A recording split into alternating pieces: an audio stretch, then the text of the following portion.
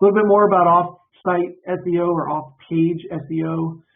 The strong website is very good. The good content, a good user experience, and another part of user experience is good calls to action. So not only should they be coming to your site and consuming your content, but you're giving them an obvious next step. In most cases, that's click here to set up an appointment, or click here to contact us, click here to talk to our sales team. If you're using the messenger bots or any of these chat bots that are really popular now, make sure that that pops up and that you are able to respond quickly if somebody does use that system. Leverage multimedia to improve your on-page time. So an example of that is video. Leverage video, and it doesn't have to be you on the screen talking about something. It could be that you use a service that puts pictures of things that you've done together, maybe stick some music behind it, and that video goes, maybe a minute and a half long of just all these different gallery pictures for things that you've done. And people love videos, so if you can have a video on a page and people sit there and watch that, Google's going to see that person went to that website and hung around for a while. Pages for each of your services. So I've seen this a couple times recently where a window treatment company or an awning company will list all of their services on one page, and you're basically diluting the opportunity that you have to rank for that phrase. So shutters, for instance, should have its own page. Draperies should have their own page. Blinds should have their own page. And then if you do things like cleaning or repair, those need to have their own pages as well. So every service, every product kind of page needs to have its own, and it needs to have some good content there, so that make sure that there's plenty of content for people to consume as well, and for the search engines to consume, really. Humans are not so great at reading content. We're kind of in there for the quick hit. What's next?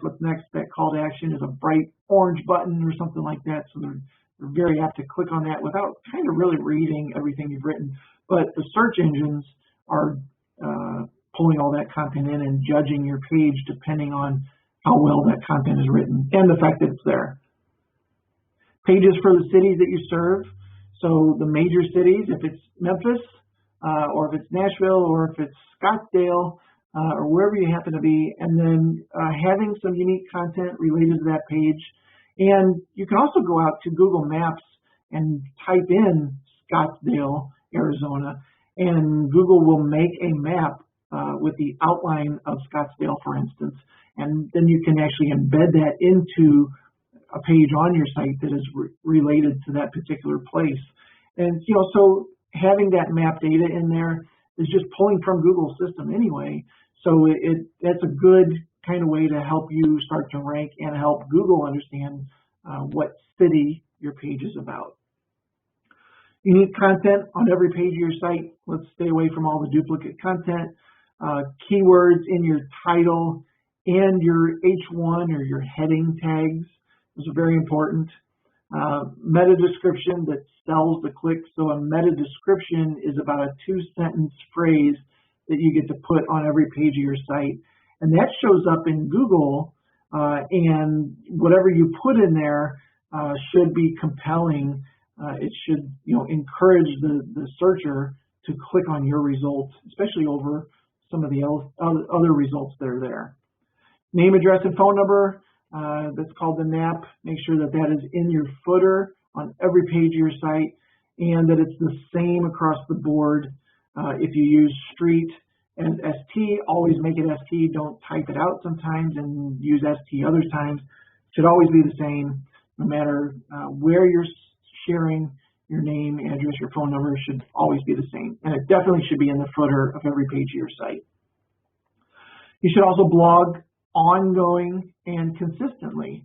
So this is where a lot of business owners freak out and they're like, I'm running a business, I ain't got time to write 800, 1,000 words every week on my industry. So we help with that. We have writers that write a lot of content for a lot of our clients. But the real trick here is to create content and be consistent with it.